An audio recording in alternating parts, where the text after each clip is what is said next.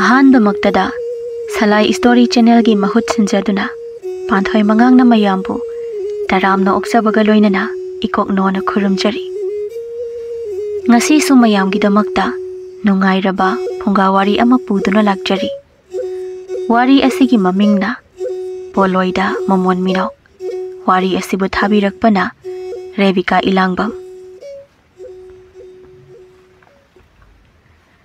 he punsi nahak si kanano amuksu hangli punsi haiba nahak si karamba khutsemno kari mari bu leinariba mi oiba maga phongam draba pakhongni janjaba khakni phongge khali adubu phongba dingam daba sokpa paiba ngam daba iyai thakta taba mamini na hakti uzaba khakni nanakta leijage haibadi yadaba minglen tani khangjaba adubu lotuna thanami kana khangda uda chiksinna tabunungda lotna tumin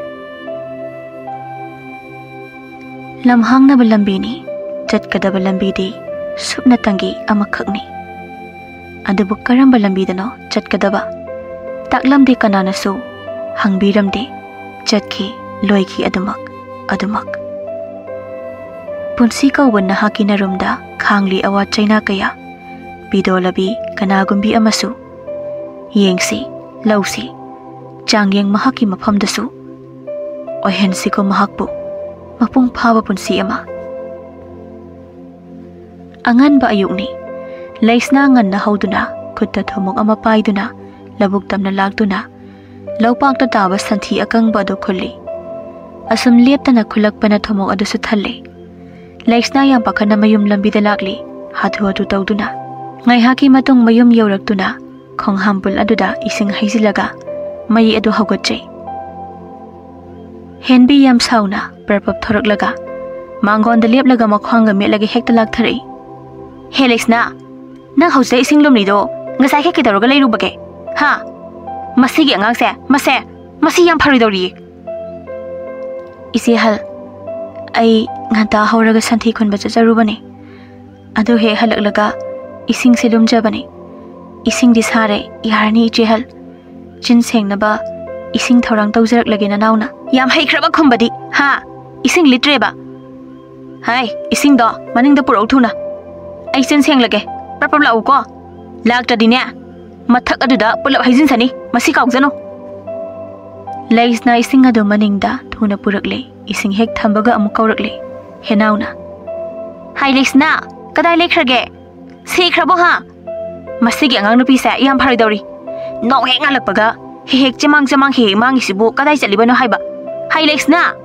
laisna isiyai nanaw lakjare isiyai ai isi halgi ising piru bani maningda aduda ai isi yai na kobata haudre saubiga noi je isi yai gi kari thabak tawjoge haibiyo na nauda hai lamja sara nangse natra sendra na badi onthok na hikraba chalo haujimak ai gi ising puro ko khariam na puro iru sulu zadori bani ko yam thuna taw ko nang ko nong mad ai gi khutta siba soire ko nang cheksin jaw haibi de haini isi yai ising sida leijare he nang kaubra ba iru rujana ba ising bu si khak purakli si nang gi se taw gyawna tawri ba nang ising se na thak asi daijin ge nang khangbra nang ha nungai bra ima ai sire ima ai sire isi ai isa se sabana loire nanaw da samai ne kari gi tawiri bano mai sa se khangwa ngamre ima ai mai sa se khangwa ngamre hey yening de na sakto ko yening de haisini seiro nangda seiro haujek seiro kharanga na siradi mai tingje dana laibi kapagi makhol ta ba sida prabab thori hai bema asigi minai masa sina urau tharau tawduna kapli basina amukai daure ho kai sitawdi masigi angang ase miyam usitaba aduda ngasidi para ama tambirambani masina magidi matik sapsarabani hoine ado kari tawrino haibani ne ho aina I karaktana ising asabado mathakta haijinba adugini kaplise hai ising do haijinge hairabadi makok adu haijinba yadro ha adu pangliba karigino mamai mamit ase soinairabadi mapunsi ase yum asigi minai oidana adum leiredana matungdadine amuk thabada mafam khangna ko iman hairise wakhandare ko leisna maisa adu khangba ngamdabadagi pukri tamna chelaktuna ising aduda masa adu lupsinduna khangle henbina ima yaima karigina masigi utangbi minai asina pukri romda chenkribasina ho adubura lamyam henba miyam usitaba aduda ina hatoke dawbane aduda sihaudraba he masidi migi mangda dumaina tawganune mabu nuksibagi natene isena hairise sinaba phuba sunatabada aikhoise laikai asina khangladi phajafam leroine mayamgi mamangdadi mahagase yam luna jana nungsina tawbo ina uhangadabani panganune nakokto sanone masidi hoine nasina haibase imagi yaima matungdadi sinaba ko sinaba hairisini phare mase isingde iraknaraga sigi harasu shirasanuko kanade ima sak thonglage thengkhrane tawribase tanja sida mabok hoide chatkhiba henthoi su mayumda halakli henthoi di minungsi lei machi aniga manade mahakti mayum yaraktuna mangonda leplaga leisna bu kauri leisna tabro ise ton lakle kadai de lege nangbo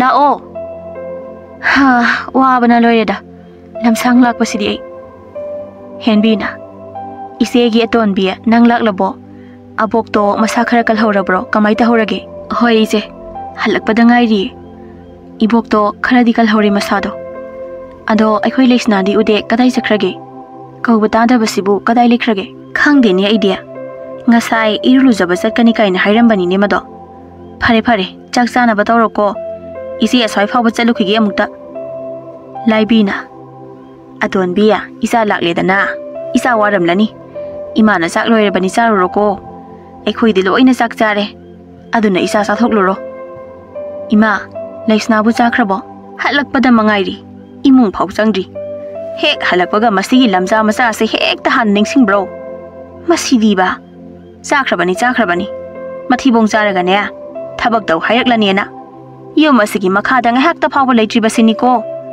lao yare imung da chango imang hak ta tum lukhige noi sidine til kang oina poglamna di phadawba adudi nate mi oina poksele ahidi makhoi gi makoksa amuktang segairaga yengningli kari ehenba potka yawbu jano haiba othokna khangningreba mi phatta bisidi masibu ai imani ko ai thajaraktre boy kanade ai leisna thidaba yade asumna murum sonduna leiringai leisna do imung tamna lakli leisna kaino na sadu loina choliduna ha irujaba chalabadi phane ama puraga chatpa yadro nangbo masidi ba onthokna pangkhraba iseton ai do kauduna pu hodre adugini icheton andoi cheton kayam kuirabagi lakpa kuidriye se phanek se hongdo aduga icheton gane chak charusi leisna chak palakpa sida yam harauna khumlei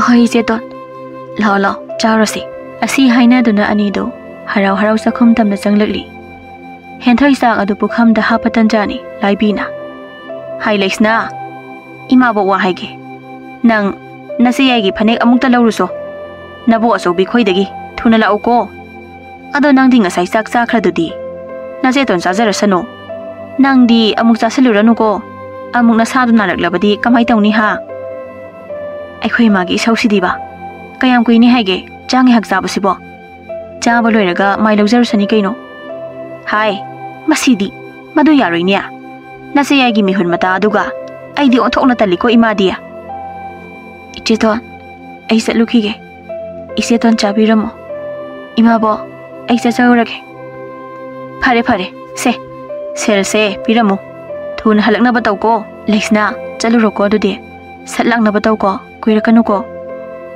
hoi jeton ai amta chalukhige asi hairam laga tumina chatkre leisna asum lambi asda lakli aram khawrang bagi maichak ne lamsang chatpagi wabane leisna wabana makhong thang bathoktre machinda leikidrabi mama bu kauduna tengthari ningol gi khazai ani do pi tana pumso chotba makhai ima Nacha wabana khongse thangba thoktre. Nacha busu imagi nakta pubiro. Ima nacha taibangse pahamdre. Lairibang haiba mafam aduda nacha lainingle. Taibangi minok may sanay taba mafam aduda. Ay busu bulak ba ima.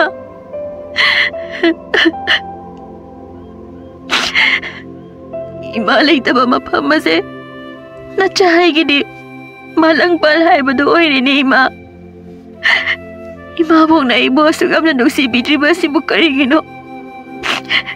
Nacha na maghoy mapamda kaya maran matawagino. Ako'y na ibo sugta tita oy na tawiriba si bo. Nacha wari ikaw ang sitang papawagam ima. Karamba namitano. Ay na ipo kasi tan na tsaba panglakada ba si bo. Mayam giyari pagkarasa ba. Lemlam draga na ising taglaga kang ba. Noong mada, charahan ni chari ba se. Nachahay hindi, ayok charaga na namidang chada ba. Namidang charaga na ayok chada ba. Noong matang, ibo kasi, tan na chaba pangjara ba di. Ay sira ba so. Ay gitaway mga sinawaro bahay ba dalay na roy eh.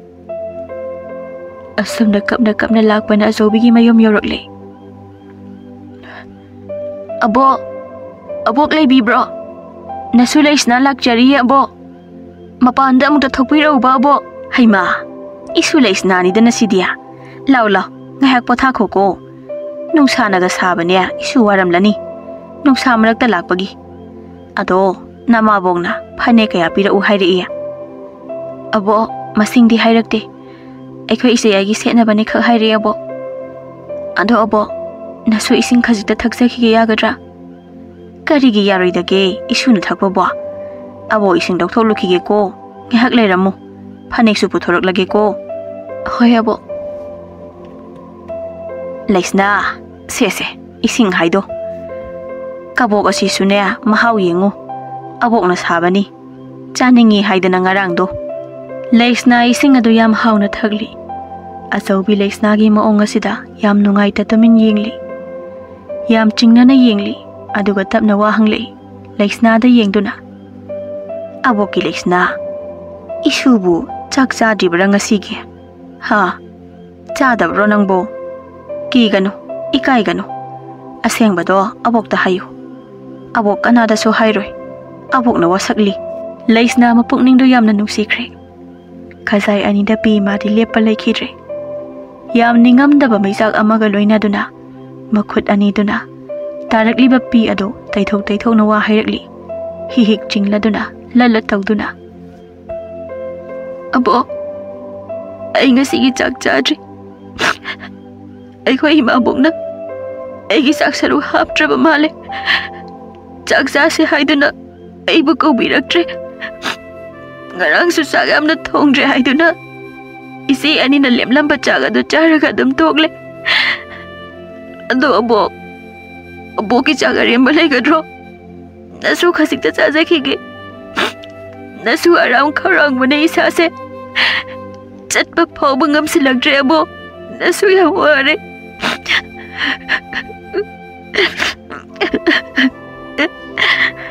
Abo ki lays na. Karigi isu na lukhak charu ni. Abo ki saga seng bale hauri. Mado nabuk tan na charu lao. Lao. Abo ka sakum da sanglasi. Isu na nabuk tan na chakho ko. Anthok na minung silay kidre da ko. Matam sige mising se. Abo ki laman. Nasu na matam amada sing bangam zage ko abo. Hay apang biya. Karigi laman no. Masidi mabok aman na masuduot pa minung siya do niya. Athouba pukha mamada chak ado hapli. Yan sang su hapiri. Chak ado ubada lays na haraw baging kay laikidre. Athouba na pirakli ba chak ado yam haw na. Amungta chaba pangdabagong. Yam haw na chari. Ngayhaki matong chaba suloy na do na. Mapanda masumabin anido thorakli. Abo, ngasi di nasu. Ibuk aset tan na chaba pangjare. Matam kuy na dagi nasu na kanjaba pumba thongjare. Mikup asina Nasugi penjabagi ngamkhai leijadre. Sirabasu yare nasu ngasidi. Aboki leisna adumna haiganuko haide. Karigi isuna sijaruni haige. Abo ngasidi isuda wa khara haige. Munna taw. Aboki bema. Miyoi bai khoigi mapokse. Onthokna mama leikraba amanine. Asuk tangna phangba mapok asibu. Karigi tarai na manghangani. Punsi haibase. Awa nungai punsilaga semlibani. Awa ba khudingmak. Nok na mayok na gadabani. Pumna makse. Sa udaba mapu magi sinthani. Changyeng ni khan gadabani ko. Yengo. Ibok isu kana leite.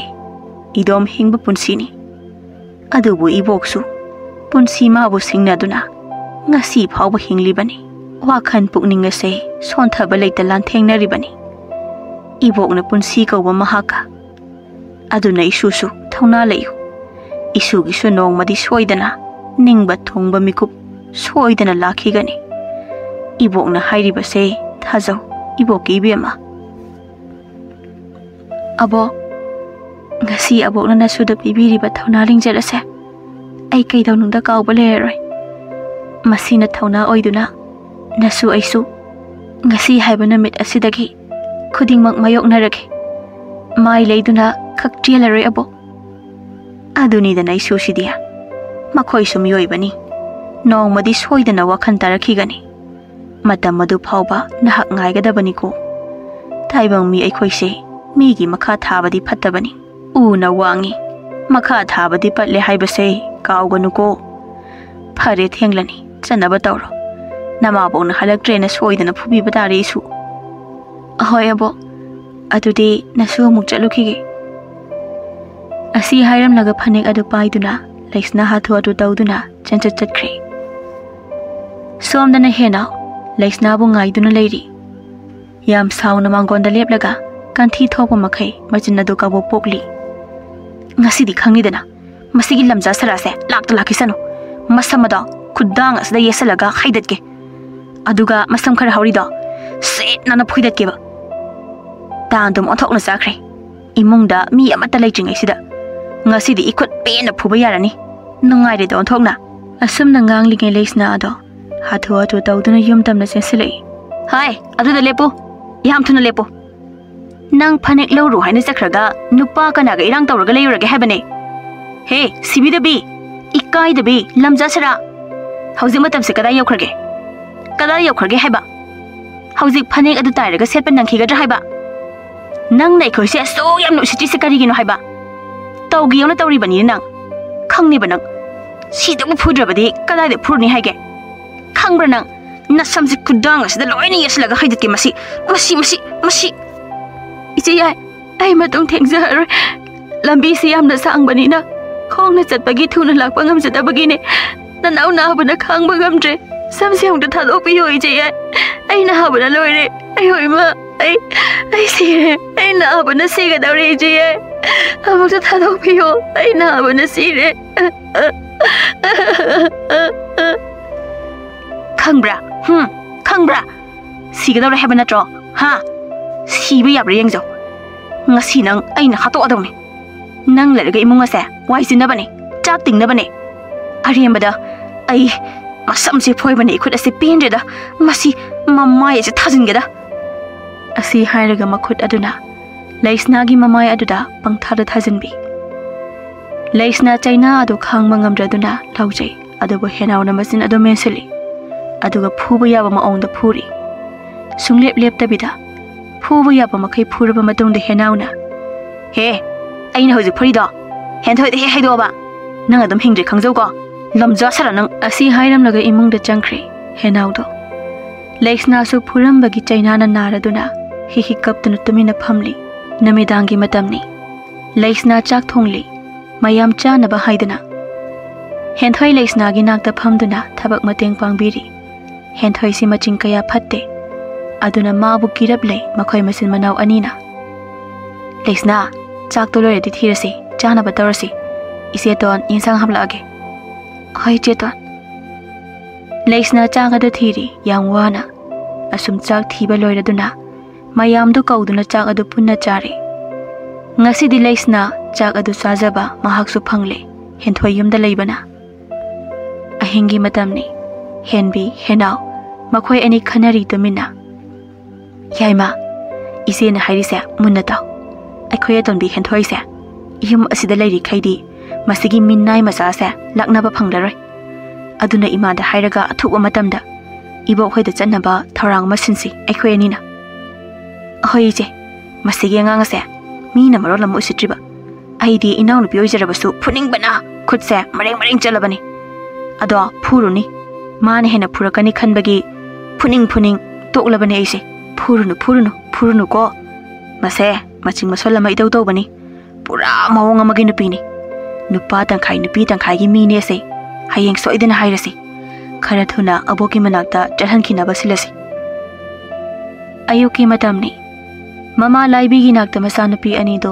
lona mama gi katan machanglakli henbina ima wa amata tanasi haidana yai maga ikhoyani lona ima gi kadala ini kari wa tanasi hairino nakhoi ani na lakli basi poisa sa henauna atai gi nate aikhoi gi athon bese khara thuna abu hoida chalhankhina ba imana silo mukta masi leiri khaidi masigi lamja sara se lakna ba ifang phangde tawrise मान उकनोइदना लेरबनिना आइसु खलमली बनिने फारे इमाना फनबसे लगे अदो इमाना हाइरिबसे मुन्नता नानाव अदोनबिगी ममांगदा लेस्ना से याम नुक्सीबा सागदबनिको असुमना तवरबदी अथुबदा याम थुना नबोकी नाकदा थाखिबा यादौरिबनी इमाना सिलिबा थबकसे नखोयनी खंगलेको हेनबीना इमा खंगलनी याइमा ससिलो इबानी की कुमाई हौरसी कानादे इमा अखोई चले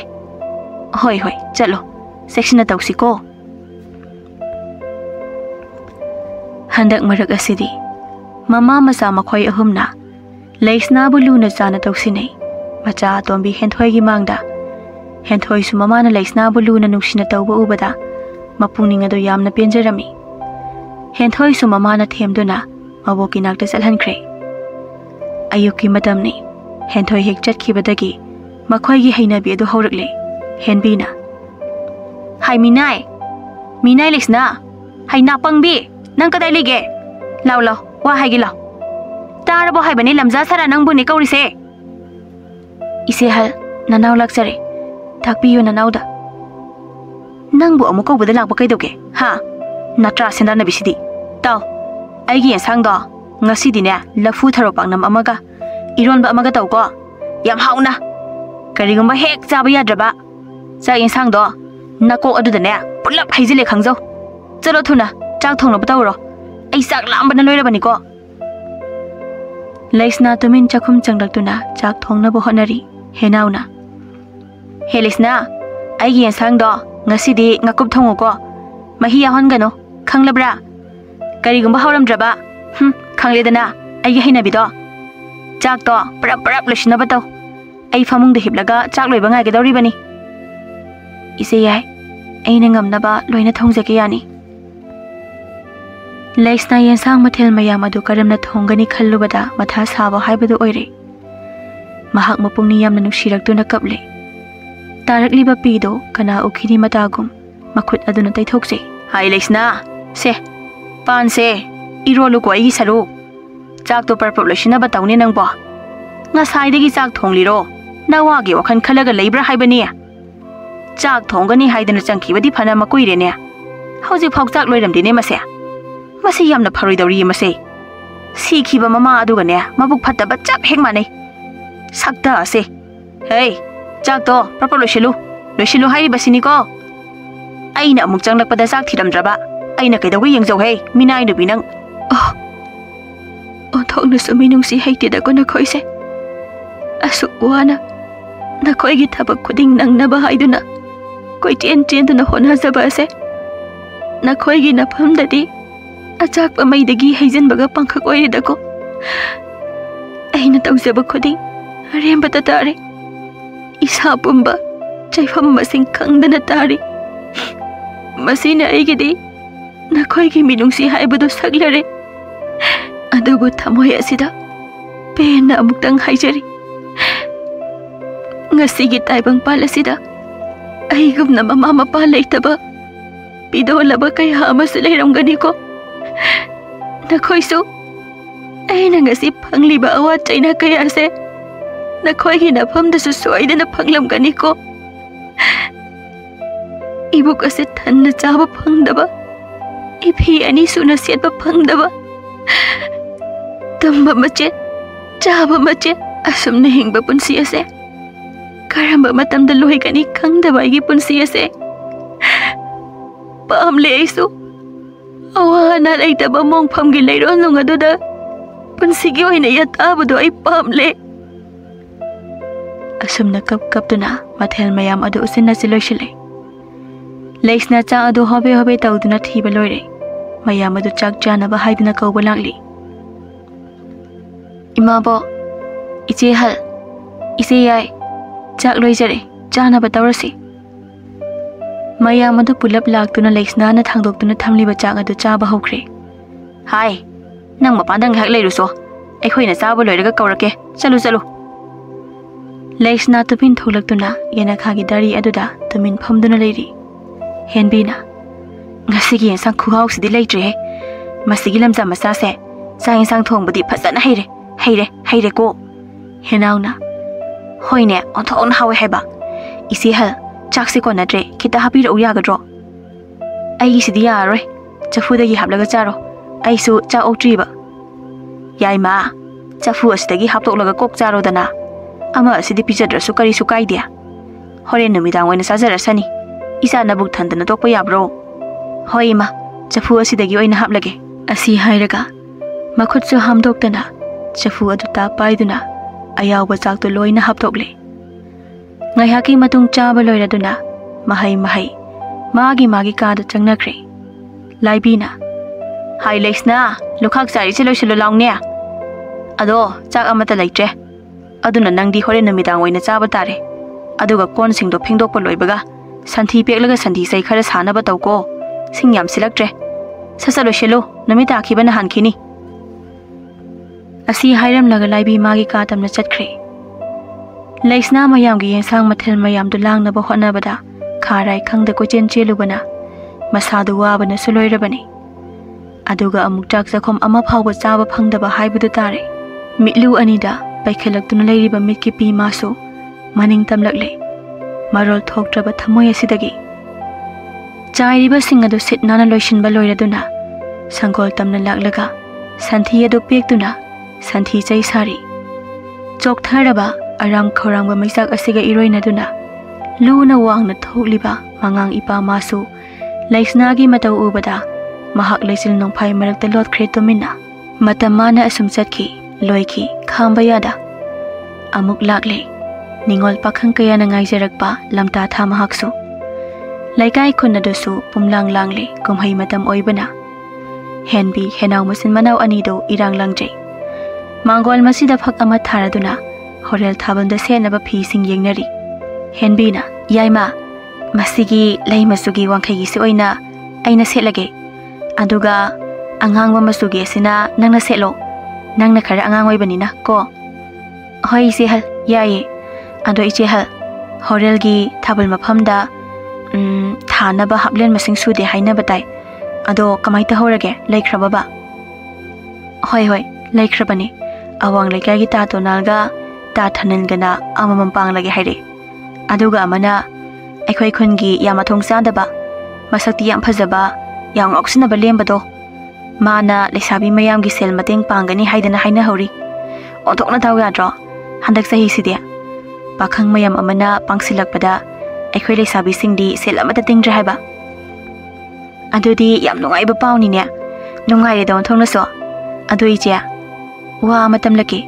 ꯑꯗꯨꯕꯨꯔꯣ ꯏꯆꯦ ꯍꯜꯅ ꯍꯧꯖꯤꯛ ꯍꯥꯏꯈꯤꯕ ꯂꯦꯝꯕꯗꯣ ꯑꯗꯨꯅ ꯑꯩꯈꯣꯏꯒꯤ ꯂꯝꯆꯥ ꯁꯔꯥꯁꯦ ꯄꯥꯝꯃꯤ ꯍꯥꯏꯅ ꯇꯥꯏ ꯃꯤꯅ ꯁꯨꯝ ꯍꯥꯏꯅꯕꯗ ꯑꯩꯈꯣꯏ ꯑꯃꯁꯤꯅ ꯏꯁꯤꯡ ꯁꯣꯛꯄ ꯆꯠꯄꯗ ꯎꯈꯤꯕ ꯁꯣꯏꯗꯅ ꯑꯣꯏꯔꯝꯒꯅꯤ ꯈꯜꯂꯤ ꯑꯩꯗꯤ ꯍꯥ ꯑꯁꯦꯡꯕꯒꯤꯔꯣ ꯍꯥꯏꯁꯦ ꯐꯔꯦꯗ ꯑꯗꯨꯗꯤ ꯏꯆꯤꯟ ꯏꯅꯥꯎꯒꯤ ꯁꯦꯜ ꯋꯥꯠꯂꯔꯣꯏ ꯍꯧꯖꯤꯛꯇꯤ ꯑꯩꯈꯣꯏ ꯑꯅꯤ ꯆꯪꯂꯒ ꯁꯦꯜ ꯂꯧꯊꯣꯛꯁꯤ ꯀꯥꯟꯅꯗꯦ ꯑꯗꯨꯒ ꯃꯁꯤꯒꯤ ꯃꯤꯅꯥꯏ ꯃꯆꯥꯁꯦ ꯀꯣꯛ ꯄꯤꯊꯣꯛꯈ꯭ꯔꯒ ꯂꯣꯏꯔꯦꯗꯅ ꯁꯦꯜ ꯇꯞ ꯇꯥꯕ ꯃꯈꯩ ꯂꯧꯊꯣꯛꯍꯧꯔꯒ ꯍꯥ ꯌꯥꯗ꯭ꯔꯣ ꯑꯩꯒꯤ ꯊꯧꯔꯥꯡ ꯑꯁꯤꯕꯣ ꯍꯣꯏꯅꯦ ꯏꯆꯦ ꯍꯜ ꯃꯗꯨꯅ ꯐꯔꯅꯤ Madugi lemba haibada inakti othoknasu khunbani haiba mana karigumba ngausinaba mi oiramdrabadi aina leiramgadabani ado yam ngausinabani na talline sel pairasu kadaide aikhoi isin inaudi adugumana padaga leiba yaba nateko masigi minai masa asidine sigera changera mana thokpa leijasani masina pharabani linsu siba sesusu tektaba haido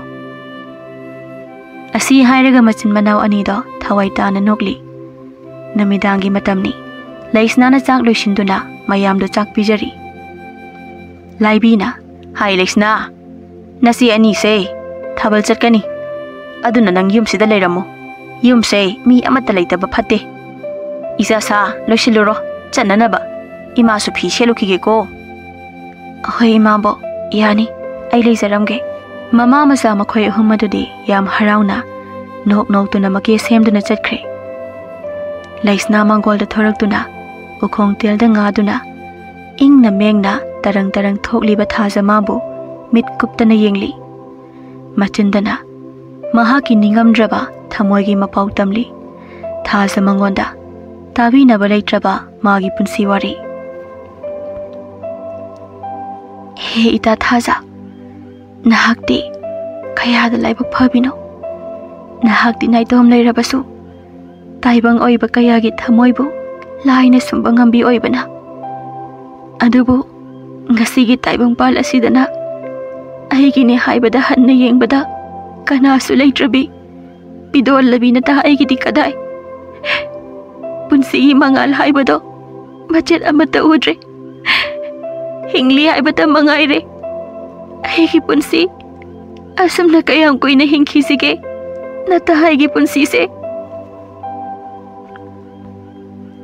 Somna lemba thabal chongli blai sabi singado Laisna yawbra haidana yengli cheptha duna lechilna idaw lemba kasai degi mitli se chikpa makhai yengbase madugi nupi do he ude kamai tori janumi khangdre su laktra jala ado makhoi masi ani dudi uida thabal chongba yawre hoine ai su makhoi gi masi ani siding asai degi ure ne ado ida makhoi gi masi ani ase tharoi manung de yawba tilhal haido mandro ya mandraba Chongliba thabal khusong asiga yamal haiba ai amukta bun nokhigeda hoine mal haiwani kusu asiga phi masu asiga loire kwak na morok chen ba yamandro masak amta udre phi asika oine uri tawrise ngai khoida aine makhoi masi asida amukta hangke ise Laisna di ude mahakti laktrabo henbina Hoi lemba Laisna do masangam dadana leire aduna laktabani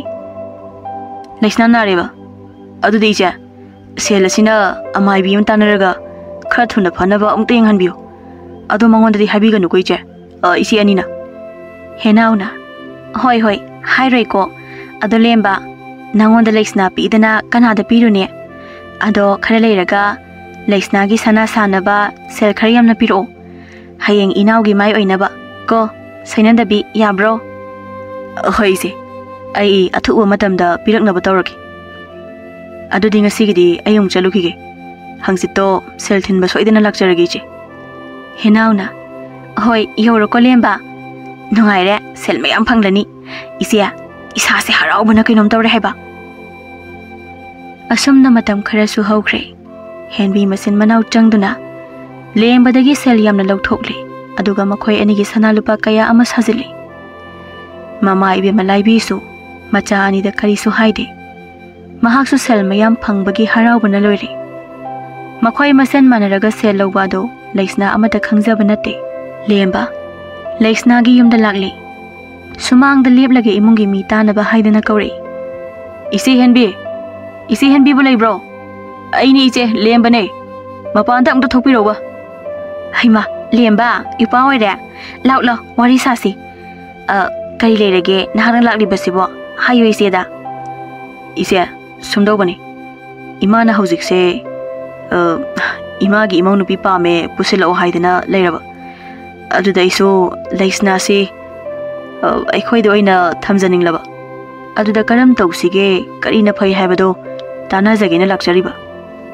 lemba sumdoro hayeng se nang lao aduga nahakna ngamnabu pai tawraga Laisna se hekta nakhoi da pujakhro ko masida yana rasi nahak su chalo hayengi wa tanaro ko dudi ise gi wa sidi aidi othokna nungai jare da adudi che ayang sa sare masina wai sanglani adu bu ma leitra badi changna kana nang thongni as hoida thopam laksarani namidangi matamni Laiksna bu mama masa makhoi ahum changdana pharaga machin makhong loina punsili tanjang asna lemba su yoksilakle lemba laiksna bu puduna chatkre lemba mayum da hekta laiksna bu pusilakle lemba laiksna bu puliba do thadok piri henupa nahak na ibu mafam masida purakli base karigino ai gi rang karino ai bo lekha ta hanbigano ai bo na chalamagum na khanbiyo ai bo thadok piyo haijariye laiksna ai nang bu manghan gi khanduna purak panate ai gi punsi khonglei oijagi khana purakhi bani kari mi phata nangonda ai na legani khanbra nangonda legada bagi sarupati isai tanda sijakige madune hena pai mathong cha da bo okta ba nangonda ai leba su ngam loi ai bo hat ke haira su halo hoi jume nang na haiba jume ai di am ngokshina ba laikai asida mina tukut chana ba misangni adu waisa nupi da karan taba nupa adudi ai dinate ai bu thajau ai nang na haibu khuding loina inge laisna saurano mi gi mamang da phajade kari gi phajada ba na khoi ma sen phatta ba mana duna ai bu mang da baseli banadro loire ai gi izat pamba lai khata re hausi ti pelo na khoi de ai na wa ba ta ba uraga pelo wada tamna ing na ngang laikai tardi phajade hojiksa namidangni kari gi tamna ngang ba ai de laukhini mayam ta na ba laukhini khangjau rangsu hera nupin lamyam hengano kari su kandamne makhoi ani na khanari bado tumduna leiruba mamai be matam pak sangsilai machagi kada hai magi asoba kanano nupi macha sidia hai masibu isana purak libro ha nangbu imadang asai na hairak pa yadra haibani masidi ibema saugano mase nupi oibe khoi gi hauna sani ko haujiti imau laklabanina ima yam nungaire ima de egi isa angau base nupi thiba khangdadana adom leiradra khanbada ima na kai hada wajaruba adu boi gi isa se imau masak yam phajabi ima pudana laklaba nungaire ima nungaire leisna tampaki matawasida mahak wa haifam khangkhidre tamina tingak yengduna tumi laikre ayoki matamni tampa koichen hekchen jai laikagi hal khara laisna gi yumda chalhankre laibina khura khoi ai khoi din nupi masa do sikre haijari basini ai ma kanano khangde yum asiga maga ngasi dagi mari tatnarabani khura khoina thoba tobikro yobiro matam thengkhini hoi bema chanabini haidana ai khoi lakjabani adudi ai khoi amu yojare lemba halsing asina tamliba pawodu tabada sauningbana masa adu leiba yadre tampakna tada yam nungai jare phareda makhoi ni ma wasi point thoklabasu imau gi kari wat kani haigene leiriba lantham singase isa ga imau ga gini haujikti mama aina isa anibu chauna mimang da luhong lagi haina khanjare hoi ibe mana khalliba duna sumba lambi oirani ko aduna tawro afaba numit ama leplaga makhoi gi tharum pangthologo adude khoi su chalagi ko somda na mataw ani do watanari lembana itawrise ai hoji wakhan se tafung khangri tawrise aina leisna gi ni haidana yam laba senfam ama makhoi mase hingsabi manbi ama lebadu da pikhibane aduga hojina leisna se inthokpire ai magi matawse yengba ngamdre tawrise hoine madugi nupido kusum iseng sengde yam chagat naradana adoida makhoi gi lekai gi mina sum haibada leisna si makhoi na mina ya magumna tawbi haine isa leisna se yum maduda ya wana leibo ramane aidi nangna purukli sa yam pharabane haina khali isan gi awabu ko ne adoida leisna na ise hoji phau sauraga dum leiri ai hoji wakhan ga loina mangi tawri hoi saufam thopa aduini ekhoi ani di mathong khara chabanina masana dum yada taba adoida hauji tinang su wakhan daro isan na harau jana ko Hoida, aisu adumna khanba koire. Hojikti mahakpu nungaina thamlage haina khale. Wajarak labi magi damak. Ai amu hana ngausinaba nupa haibadu oirai. Leichilna. Ando leichna se nangi oiba phangarisha. Nang laibag yam phaba nupa haidu oirabane. Asina lamdradi nupi thibasu phangoi. Juk sabada mataraba nupa haido adum oiram ladong natro. Asi haina duna ani du thawai tana nokminari. Somdana henthoina mayumda lan hauri. Ima, nakoina tarumliba sibu karino haiba. Kari su khangzadabi angang aduda ima hoina su phatti se karigino haiba. Nakoi su mine. Karigi minung se dam leitribano. Hai, taning dewa makha tarakanu ko. Aikhoina nupa adu da pikhibro. Masana pami haidana senjakhibani kaino. Nang su yum asida leiningdrabadi chapikhro. Ai sei, nakoi mayamgi aswaiba taina fam oina ubro. Ha, ubraba. He, kari su kana dabada. Kari no khangdine. Lairoye. Ai mafam asida mikup ama phawba lairoi. Nakoi di minate. Lamlakda laiba matu pamba saga khenaba amata leitaba mi ngaktane. Ai chale. Ngasidagi ai yum asiga mari amata leinadrabane. Chatkhro. Chaningba khai. Masi ngang se, masi ani se go onthok on khenakhraba. Ai gi isane haibada pakjade. Ai gi wakhalon maset amata sendaba masa sibo. Yaroye mapa lawi. Minung si onthok on leikraba. Mama ibe matampangna masa mamau ani bu chawna lo hongbire. Hojikti leisna yum amagi yum borembi haibado oire. Lemba sungausina khidre. Leisna bu yam luna nungsina loinabi. Awatpa amata leita ningthawi lei masijagum leikre. Aisa ngasidi kayada nungairaba punsi haibado oirabano. Aina egi puroiba sibo yam lana khanki. Adubo aigi sanapam khangdana ironungda luptuna mangkhigadorba punsi asibu mahangna ikut ase paiduna chingkhatpikhibani ko.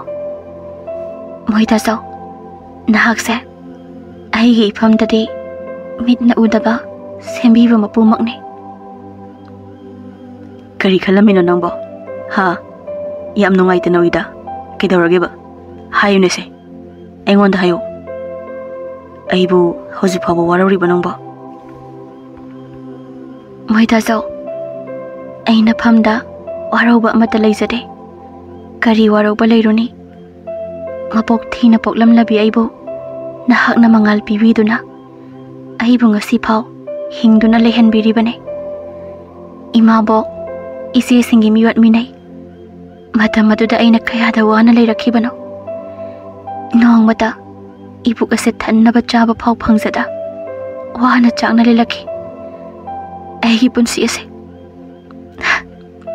adubu nahakna ibu nungsibirambana ngasidi aisa laibak phabi aphaba ipureiba phangsaduna kayada nungaina thambiriba.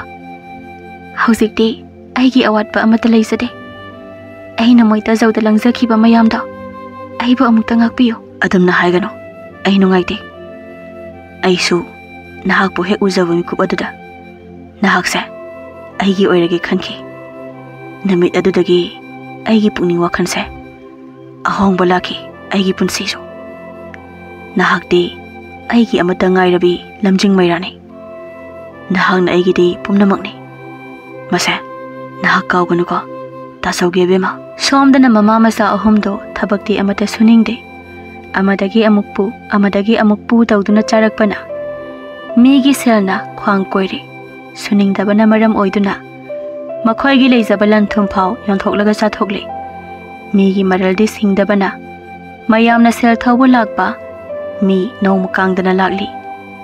Momona hai laibiya. Kayam kuirage nakhoina sel singani haidana tharakliba matam sibo. Ha, kayam kuirage ba? Ibiyama sudana nungaiba yaba natene. Khong cholaga chin choli haiba pawrogduni singuko. Sumdawrasi nakhoina sel singdokpa ngamdrabanina hojik leiriba yumse aikhoida nama onba tare ko. Makha tana mungang naragumsi nakhoine athubada yum ase thadoknaba tawroko. Ise madutadi haibiganu aikhoi seldo singnaba hotnajagi. Yum ase thadoklaga aikhoi mafam kadaida leirugani. Aduna aikhoi bu amukta nungsibiyu iche. Madu yaba ngamloi hairibasini.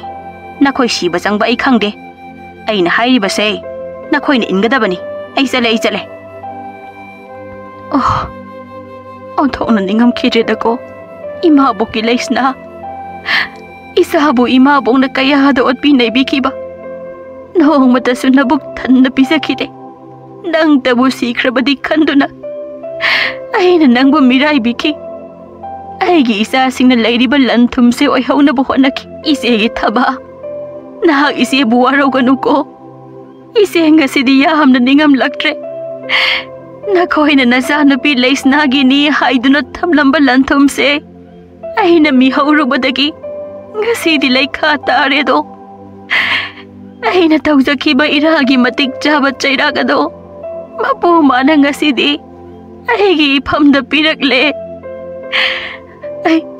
ai waraude pirakli ba chairak se isana yana harau laujaba tabani ima boki leisna wa aduna talaglabi isani nahak ima bo warau ganu ko ima bo yam lankre adubu isagi mangda leptuna wahaya se haizabagi thauna de ima boki phamda leitre do asumna phamdana kaplingai leisna mama ibe matampak laibi ki sumangda leplare ima bo nasa lakchari nasabu yum masida changhanbiyo ima bogi leisna isalande kari ki kanha leisadabi amagum leplibano law ima bo konge isabu ithada chena konjaraga ima bo na phamda langsaki ba ipap singdo koksaba oirage nang ima bo buwaro ganu ko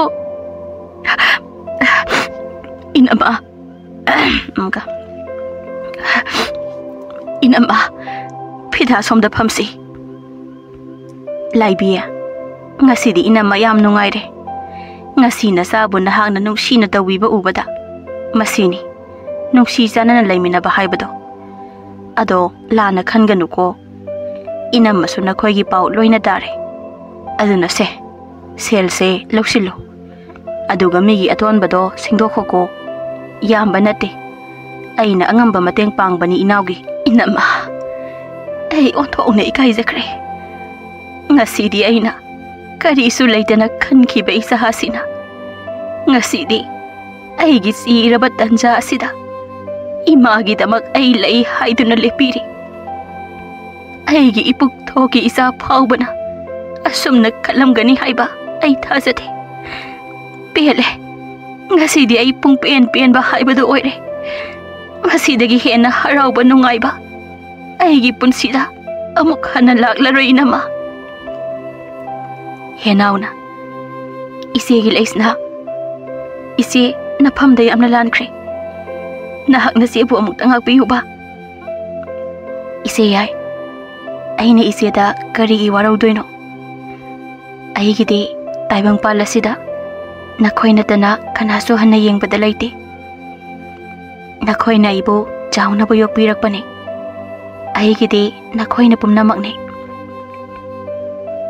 laibi leisna ki wahai tabada mapungni nungsirak-tuna hi kaple henbina ise ki bema inaudi thamoi sengbi akhang kanbine aikhoi di minate sa amadagi hena tonba mine aikhoi gi isada afaba wakhal amata khanba ngamdaba mine aikhoi se hingduna leibada matik chatre sikhibana matik charabane sudana nungaiba pamba kalak mi hau chauba migi nungaibada kalakpa masina ngasidi mimangda ikaiba nang leisiagi bema tampakna isa sa taibang mi oi bai khoi se landaba soidaba kanasu leite ko haujikti awabagi matam loikre aduna ngasidagi aikhoi nungsi janana punna hingminarasi ko masidagi hena chauba gunnama leitabani asumna waduna talak-labi leisna ngasidi mahak maka lamna momon minok nok saba phangle yamna penjana